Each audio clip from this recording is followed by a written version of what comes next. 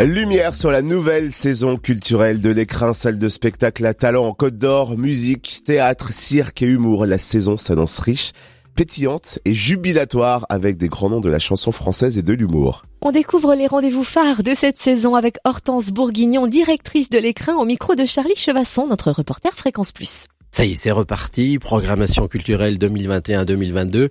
Il faut s'attendre à quoi ? Alors, il faut s'attendre, comme toujours à l'Écrin, à une programmation éclectique et pluridisciplinaire. Beaucoup de théâtre, du cirque contemporain en salle, de la danse, de l'humour et puis une programmation de musique, blues, jazz, scène française. Alors, vous visez quel public ? Alors, nous, on est sur un public forcément large, puisque quand on est dans le pluridisciplinaire et l'éclectique, on peut pas se dire c'est tel public. Donc nous, le but en fait, c'est à l'Écrin, c'est que chacun puisse trouver un spectacle qui correspond à ses attentes, qui éveille sa curiosité et qui leur donne envie de retourner en salle.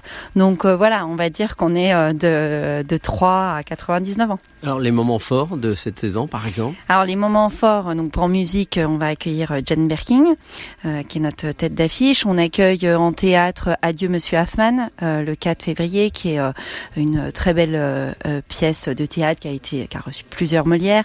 On accueille aussi le porteur d'histoire, qui donc le 6 novembre prochain. Au niveau du cirque, on accueille Speakeasy le 1er octobre, qui est une grande fresque, un peu. On est à l'époque de la prohibition et avec plusieurs artistes circassiens de haute volée.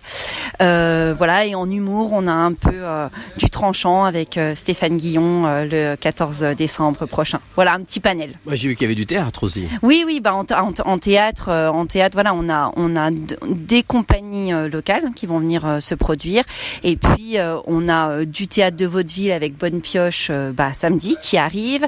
On a donc, je vous ai dit, Adieu Monsieur Hoffmann, le porteur d'histoire, une Bovary vue retraitée de manière un peu différente, puisque ce n'est pas le Bovary le chef-d'œuvre, mais le procès de Flaubert. Donc c'est un parti pris d'un texte de Thiago Rodriguez.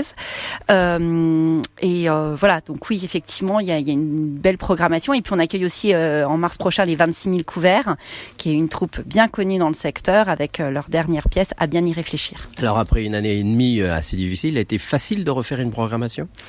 Non, c'était compliqué. On sait de toute façon qu'il va falloir refédérer notre public, lui redonner envie, puisque voilà, d'autres habitudes ont été prises, et donc tout notre rôle, c'est justement d'éveiller la curiosité et de leur redonner le plaisir d'être en salle.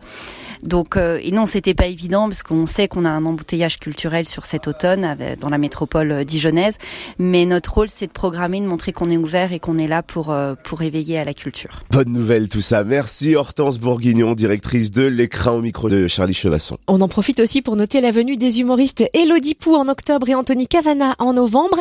Et côté musique, Lilian Renaud sera en concert à l'Écrin le 5 février prochain.